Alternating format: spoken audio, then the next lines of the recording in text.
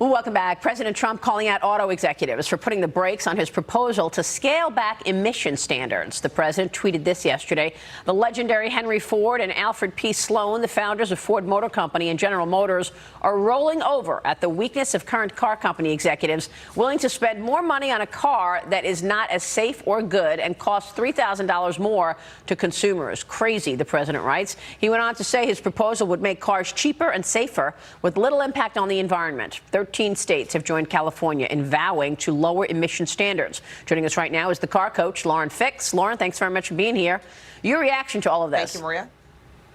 Well, I'm not 100% in agreement with everything he's saying, but what he is saying is that the automakers are becoming sheep. They're following whatever California wants. There should be one rule for the whole country. One state should not have the power for the other 49. And when California is saying, hey, we sell more vehicles in our state, so we're going to call the shots, what happens is consumers pay more per car, somewhere around $3,000. So that he's correct. And if you want to make that 54.5 miles per gallon range, you're going to have to make cars lighter and lighter and lighter. They're going to have to become electric, which is what California wants. They want no fossil fuels. They want everybody on electric vehicles, which makes no sense for the bulk of the country.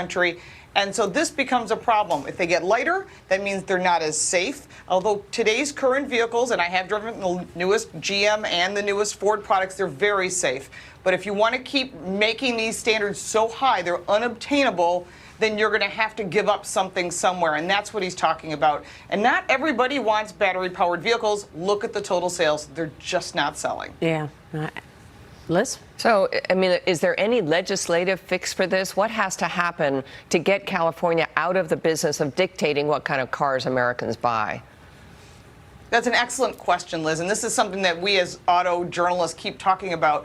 When one state calls the shots, everybody pays the price. Right. So one thing that the president is doing is in September, they're going to put out their finalized rules, which is a better solution for this CAFE standards, or corporate average fuel economy. So if we go with Trump's plan, what will happen is all the states will have an equal say. Now, this will probably go to the courts in California because that's the way they like to play. As long as the president gets reelected, this will get resolved in his favor because, in truth, California shouldn't have all the say for everybody else. So that's the only way this is going to work. Is if we get these new standards, it's going to go to court. He's going to win in court, but it's going to take time. So I think the answer to this being good for all consumers is the president getting reelected. Nancy.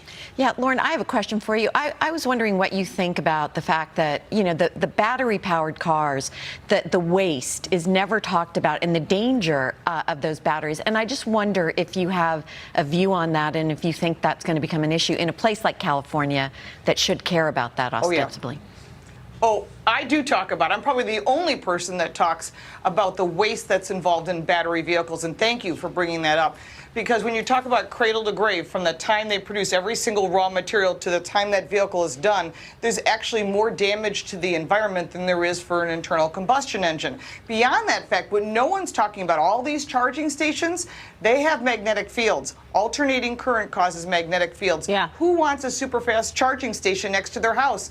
We already know you don't want to build next to a power station. So why do you want a power station in your home sitting on batteries when we already say, hey, don't put your phone at your ear? We don't know what kind of health impact there is, but you can sit on a bank of batteries. Yeah. So I think there's a lot more to this than meets the eye, and we're just talking about the surface because that's the agenda that the green people want to share with people. Yeah, it's a great point, Lauren. Thanks very much for being here. We appreciate it. We will see you soon.